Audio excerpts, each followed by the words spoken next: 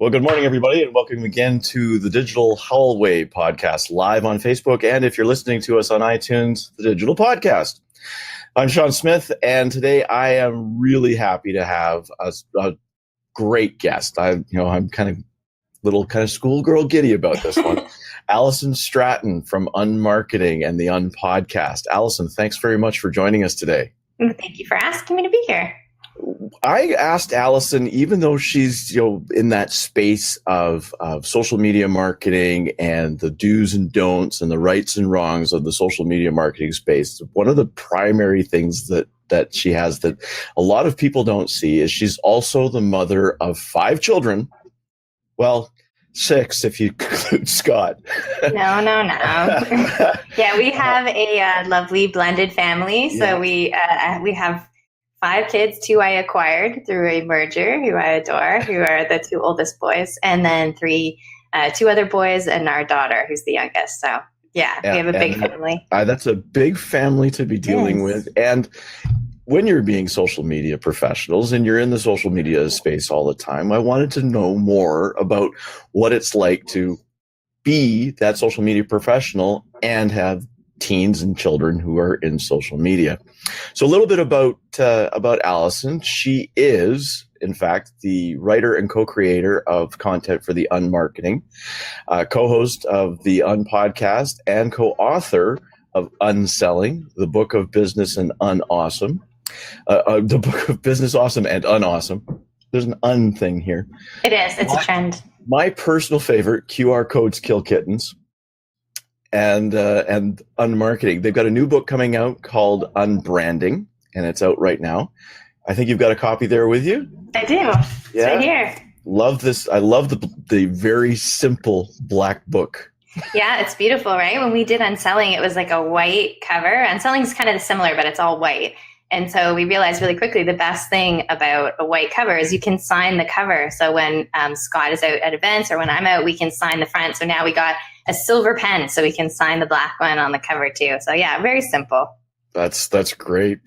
And you're producing, like, with everything else that you've got going on, you're producing a documentary about public speaking.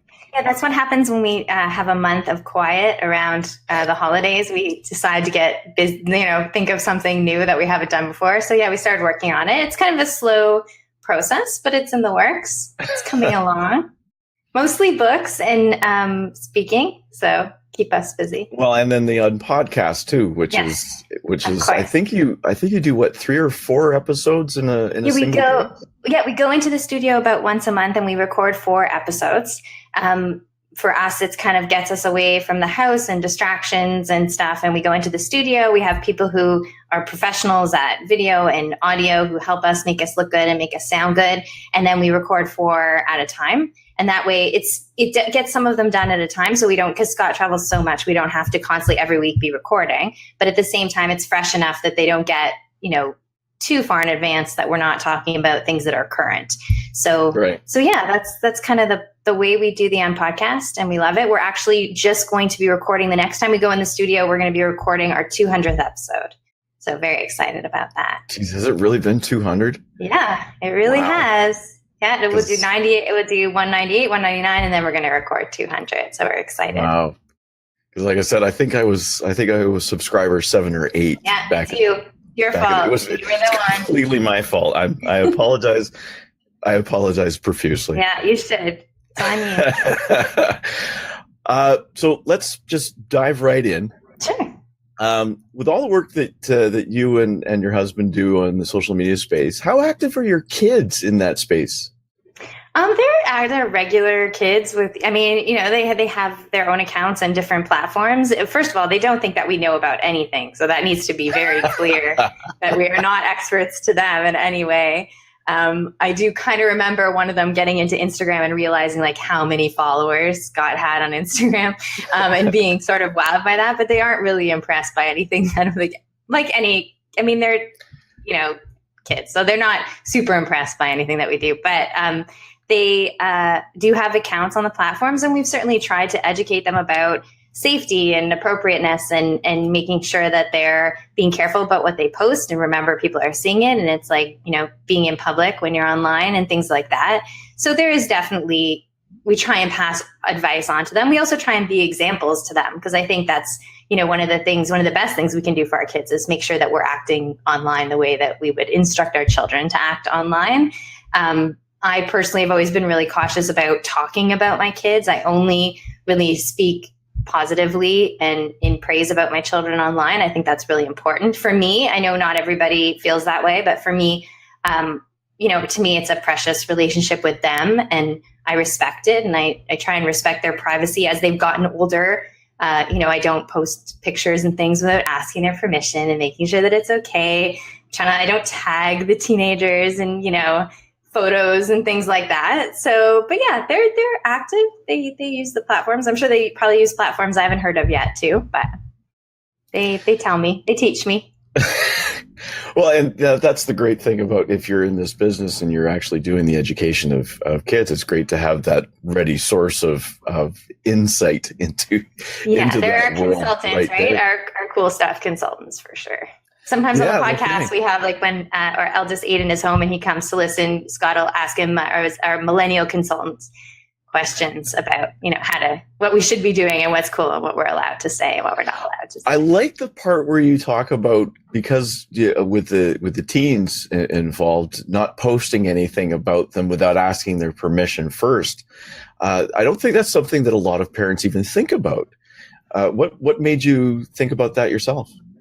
I just think as kids get older that, and even when they're younger, like it's like anything, right? You have to respect other people, and we're all in relationships with each other. And so I would not post something that they would feel embarrassed by because it could hurt them, or because everything that I share online, whether it's about them or not, eventually they can read, they can see. And so I'm very conscious of that. I like to make sure that I'm setting a good example for them. And I wouldn't like it if one of my closest friends or someone I'm in a relationship with posted a picture of me and I wasn't comfortable with it. So I try and give them the same respect. And I hope that in giving them that respect, I'm teaching them that they should also be giving that respect to other people. Like, I just think there's a lack of respect in showing things without permission. And I do understand why people share struggles and challenges with parenthood, but I also think that you need to remember that if you wouldn't say it to your child, then you probably shouldn't post it about your child, because it can come back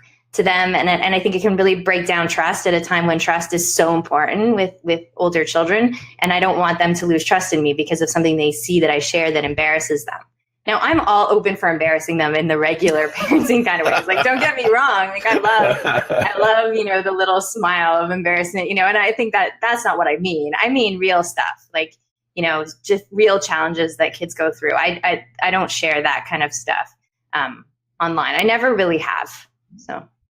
Yeah, and I think that's an important piece, and as we start to educate people more and more on the fact that the separation between the online world and the offline world is very much blurred these days, that they're very much entwined with each other. If you wouldn't be willing to do that same sort of conversation in person, one-to-one, or in public with a megaphone, why would you do it on social media? I'm also kind of one who believes in the praise in public and criticize in private. So but I understand that social media can be a great support tool for parents who are struggling with different things. And I get that. And I understand that a lot of parents have found very, great support systems around different issues of parenting.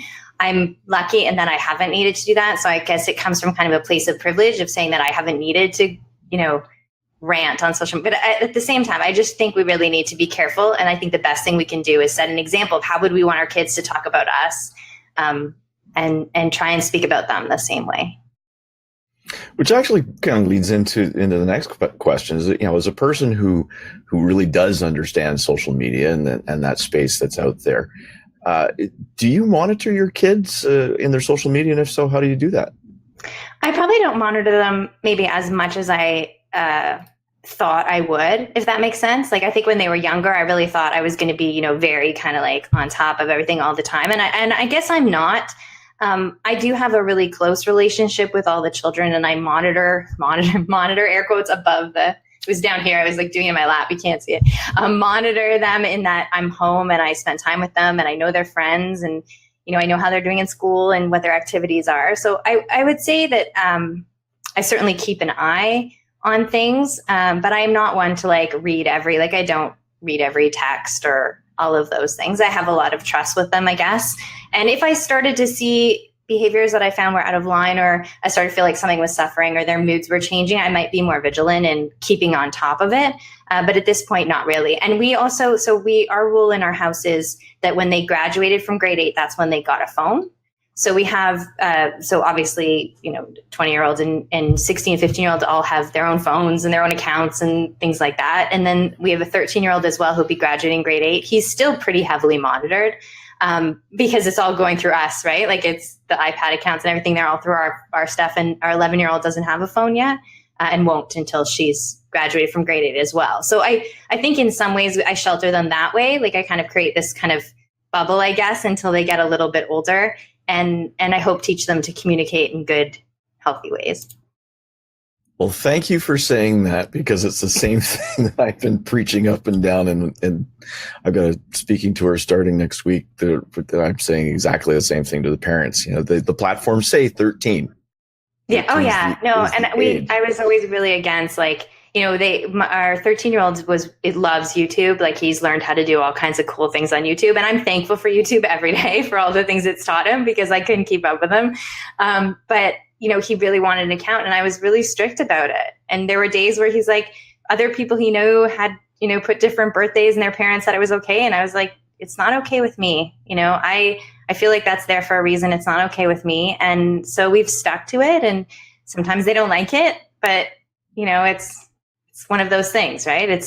I trust them, and they're going to need to go out into the world and interact with other people, but I think they're good people, and I try and give them the freedom to experiment and try out what social media is like, but also kind of a safe space where if someone's being inappropriate with them or something's happening, like they know that, we're there and we're keeping an eye on things. It's a balance, right? So are you having regular conversations about what their online life is like?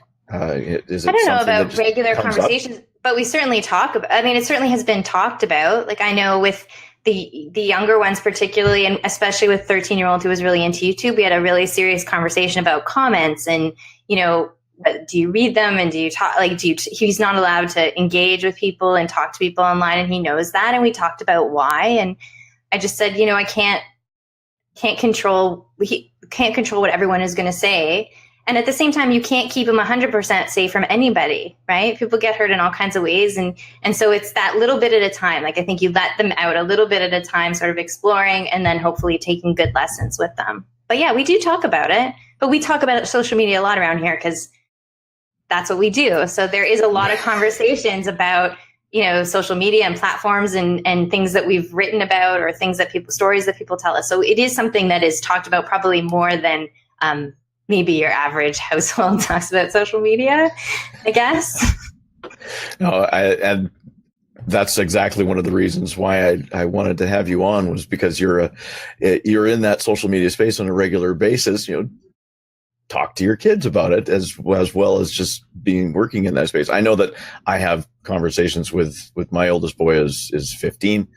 And he doesn't spend a lot of time in the social media space, but I do have conversations about what he's doing in that space, what he's talking about. I know an 11-year-old desperately wants to get into that space, and it's like, yeah, I think it's a bit young. I think it's a bit young, but I do think the best thing you can do is set a good example. To me, I think in everything, right? It's like, how do you get your kids to eat healthy? And part of it is eating healthy yourself and exercising yourself. And then your kids see that. And I generally believe most kids want to, at the heart of it, please their parents. And you're the biggest example that they have for what to do. And so if you're not on social media at all, then that's difficult. But if you are part of it, I think make sure you're acting in a way that demonstrates how you should talk to people, and how you should be respectful of people. I may actually just skip doing my presentation to the pack down Duncan and just show this video. I don't talk about parenting and social media that much. I guess I do because we talk about our kids on the podcast a little bit, but I don't talk about it that much. It would horrify them probably, but that's okay.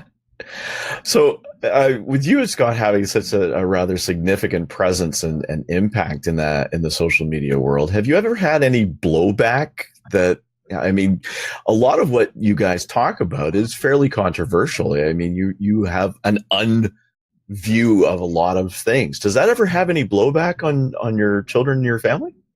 Not that I know of. I mean, it's certainly not anything that they've ever told me. I know more in a positive way. I think their friends might think that we're a little cooler than they think that we are, to be honest. I mean, I think that getting to high school and, friends saying things about, how many followers somebody has or something like that, those silly numbers are, their friends think we're a little bit cooler than we actually are. We get to meet some cool people, which is, so as the kids have gotten older, I think they realize that is a little bit unusual, like that we get to do neat things and have interesting experiences because of friends that we've met through social media that maybe not all their friends get to do.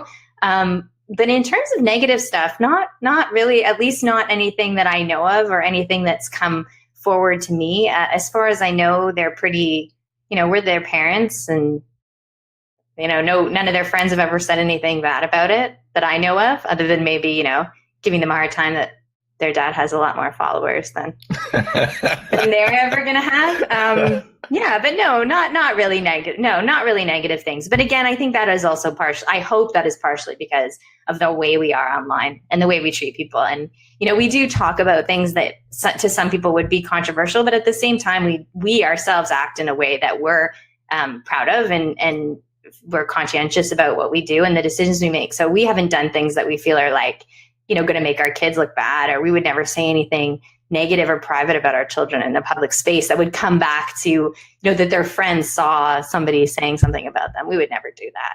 So we keep our embarrassment to like picking up in the car after school and music and stuff, not social media embarrassment. We would never do that. Yeah, and that's great. I mean, I think that's something that a lot of parents can actually learn from is the idea that very, very simple concept that if you wouldn't be willing to do it in public with a megaphone in hand, naked on the corner of Main Street, don't do it on social media. No, and also sometimes we treat our kids differently than we would like our best friend, let's say. Like if you have a best friend and you have a close relationship with someone, you respect them, you would never put something embarrassing about your best friend on social media. You would never do that because you treat your best friend that way. So why was it okay then to do it to your children? That doesn't make any sense to me. Like, so I think we just need to be thinking about it more that way. Mm-hmm. So yeah, it can be a real relationship destroyer. And I like the fact that you were emphasizing the fact that at the teen years where building that relationship is so very important because it can go sideways very fast. Making sure that the social space, which is their space. I mean, it really is their space. Like we're just visitors, and it's their space. And I think that it should be a safe place for them. It shouldn't be some place where they're going to be worried that their parents are saying, private things about them. And they will let me post pictures. I share photos of my kids, and that's okay. But it probably got to be when they got to be a little bit older, and they just started saying they don't want me to put it on. And so I realized at the same time I should start asking them, and I did. And I try not to embarrass them too much. That's a really good point to be sharing about the fact that you should be asking your older kids, is this okay?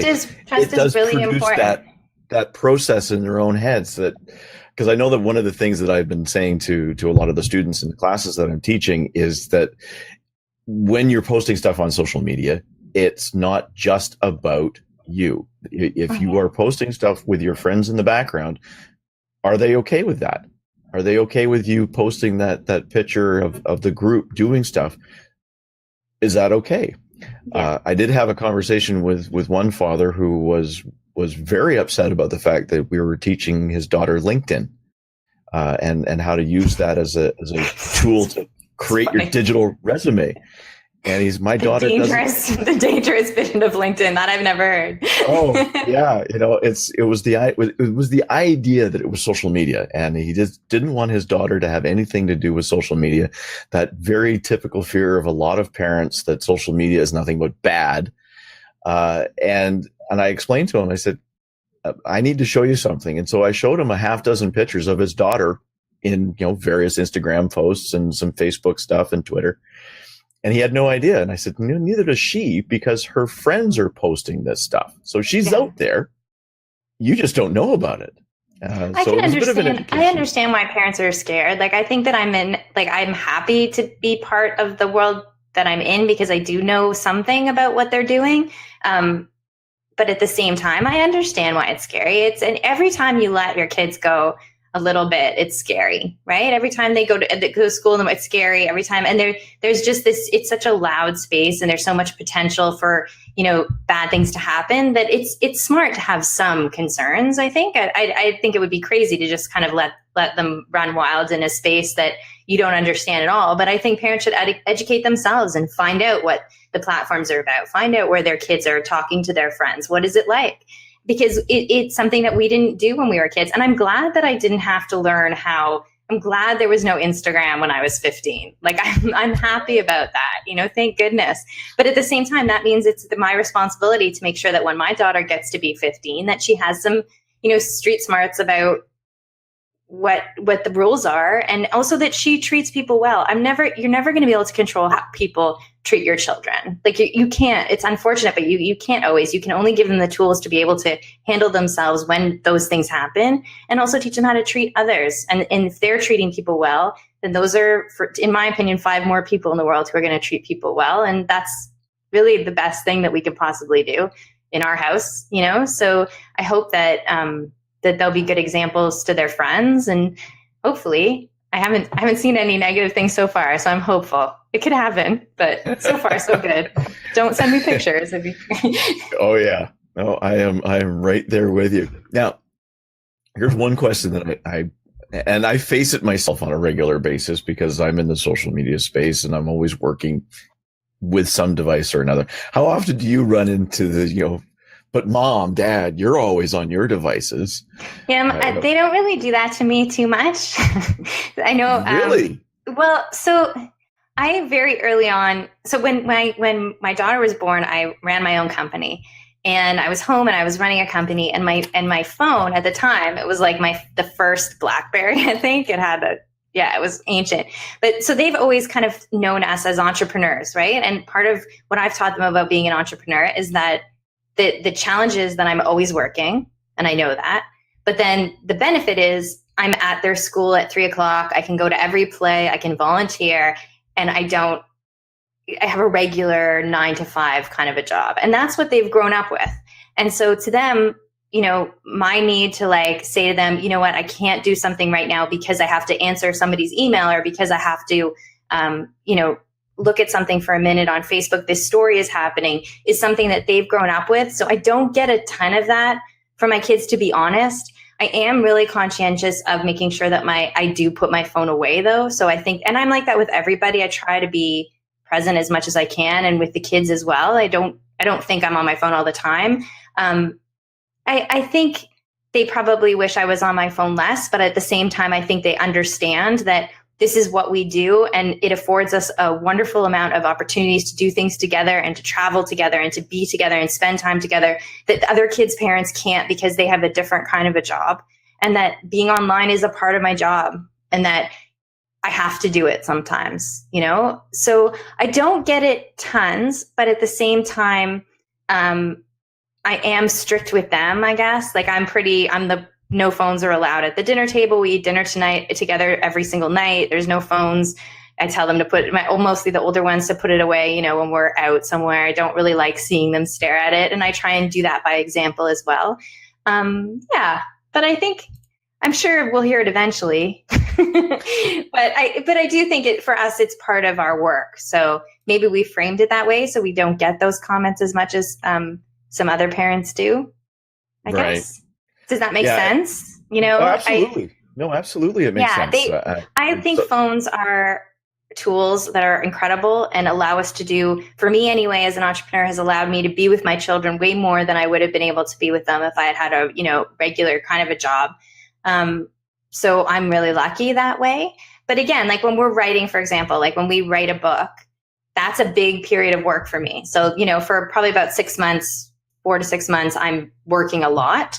And I try and keep those work hours while they're at school. So that's kind of my pattern, right? I take them to school and then I sit down and I work for all the hours until they get back. And then after they've gone to bed, I'll do some more work sometimes if I have to. But there are times when I need to, or one of them will get sick and they'll come home and I'll be working and I'm like, I have to write a book. Like, this is what I do. I have to put the hours in. And I don't think there's anything wrong with not always giving your kids full 100% attention. So that might not be the most popular opinion out there, but I think for generations and generations, children have been raised by parents who are working, and that's what my work is. And I don't actually feel really guilty about that. Sometimes my work involves me saying to them, I can't do this right now. I need to go focus on work for a little bit and then I'll be back.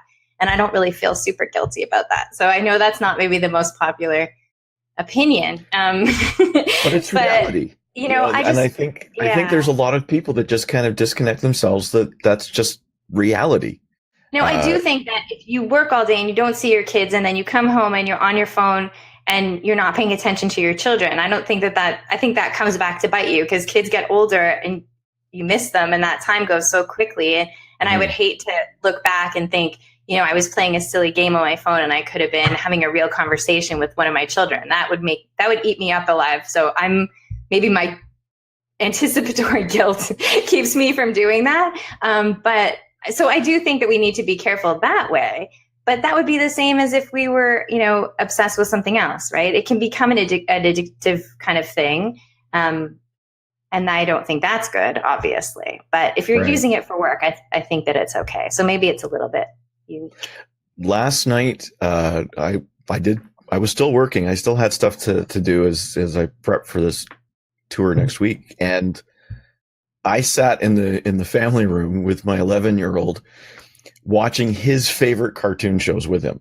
Mm-hmm. I still had the stuff I was working on, but I was watching these shows. I don't get most of it. so some of it was just really, really bizarre, but he loves it. And so I learned a little bit about it and I'm able to make jokes about it with him now. And he loves that. But how important is that, right? And that's the same thing for parents who aren't super involved with social media. If you're trying to find out what your kids are into, it's like a sport that they like or a kind of music that they like. Like sometimes we don't want to put the effort in, but sometimes to have those conversations with them, you have to put the effort in and find out what they're into and then just spend time with them. They want to spend time with you. And, if it means watching a cartoon show that you don't like or going and playing a sport you don't love or doing something, sometimes if it's about spending the time with your kids, and I think it's worth it. And, that's why I don't have a problem with them having phones once they're older, because it's nice now to be able to text my son. Like I like that I can stay in touch with him. Absolutely. And so, I think it's important to be doing those things with them too. We are completely on the same page. So if you had one piece of advice to offer a busy parent, a parent that's got a lot on their plate and a lot to do, when it comes to actually managing the family and the social media and the devices, what would that one thing be? In managing the devices, I would say just to lead by example. I would say that if you want your kids to not be ignoring the people they're with or ignoring you or being overly focused on their devices, then the first step is to make sure that you're not doing the same thing. And then to give opportunities to spend time together. And I think that leading by example is the most important thing, either when you're teaching them how to do social media stuff or how to treat other people. If you're sitting and being on your phone while they're trying to talk to you, then you're setting a really bad example, and it's going to come back to bite you later when they're not going to talk to you because they're going to be doing the same. And I think you should get interested in what they're interested in and read some books about it and learn about it and learn what they're interested in and then spend time with them. That's what I think. I think no device days are important. I have strict rules about tech. There's what I think are pretty strict rules, what I'm sure my kids would say are pretty strict rules about technology in the house. And, because I want us to spend time together. And when phones and stuff go away, we spend a lot more time together. That's for sure. So we do have those times. I got a real kind of education myself when my son's iPad mini suddenly wouldn't play the game that he wanted it to play. And he just went into a funk. He was mad and he was unhappy and he wouldn't talk to anybody. It's like, no, kids need to. Kids really need that's a problem. Yeah, kids need to be bored, I think, in a different way than adults need to be bored. Like kids need to have time when they just don't have anything to do. And they Right. find something to do and they learn creativity and think of something, and having an iPad or a phone in their hands gives them always an endless stream of things to do. So Right. we don't, good point. yeah, we don't have any tech in the house in the morning at all. And then after school, they have homework and sports and activities and stuff. And then in the evening, they're allowed for we have different rules. For the younger ones, they're allowed to watch TV. But my 11-year-old doesn't get an iPad, only on the weekends. She's allowed her iPad. Oh, yeah. Only on the weekends.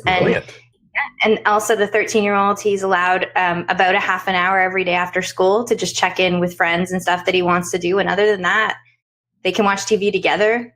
They have to figure something out they want to watch together. And it's only for an hour in the evening. So it's pretty strict. The teenagers have more room, but that's partially part of trust and that they've earned that. And, their social lives are different. Like they chat with their friends online and they play video games with their friends online. And it's just their social world is much more online than it was when we were kids. So and that's reflected in the rules that they have, where they have more space in the evening to be able to chat with their friends and stuff. But we're pretty, and we go on a trip every year. Sorry, not every week. We go on a trip every year where the phones don't work and everything gets put away and we play board games, Really?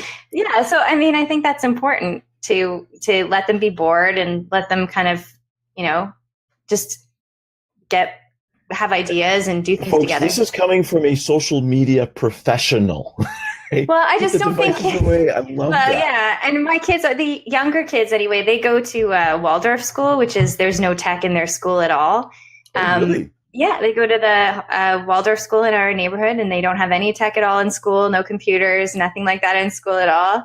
And so actually I'm pretty low tech in terms of child stuff, because I just think it's like anything, it's developmental. And my personal belief is they don't need it when they're younger. And then once they're older, then I want them to learn how to use it properly, which is like balance and putting it away and playing and going outside and doing other things. So I think with kids, you do need to limit it somewhat, because what you saw in your son when the game wouldn't work, they're carrying that around all the time, right? And the game just distracts them. So I think it's important to let them have those emotions and talk to other people. It's interesting because the conversation that I often get from parents when they talk about the tech and how their kids utilize the technology is, well, back when I was a kid, we didn't have those sort of things. And just, I get that. I grew up in the age where everybody was fascinated by this new thing called the digital watch.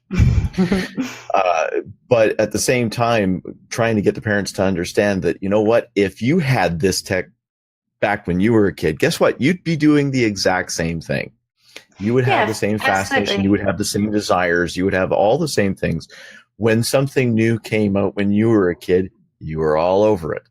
And I was on the phone with your kid being different because of this. And I was on the phone with my friends for hours. Like you were on the phone, right? For hours and hours and hours. So you got kicked off the phone. So my concern is with learning. I'm kind of like a very old school sort of hippie person about learning. I don't think kids are meant to learn with those digital tools. And that's just my opinion and the experience I've had with my own children. So I'm not trying to put it on other people, but I like them to learn without the tools. So I guess that's why they don't get the phones till they graduate from grade 8. And that's why we kind of have these rules around time. I also want them to spend time together. I find if they're all looking at their own device, like the rule used to be with the TV time in the evening, that they all could watch TV for an hour in the evening, but they had to agree on something.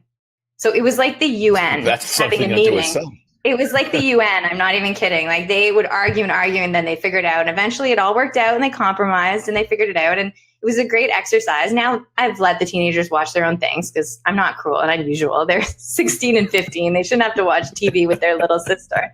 But, at the same time, we don't spend as much time together when we're distracted by what we're holding in our hands.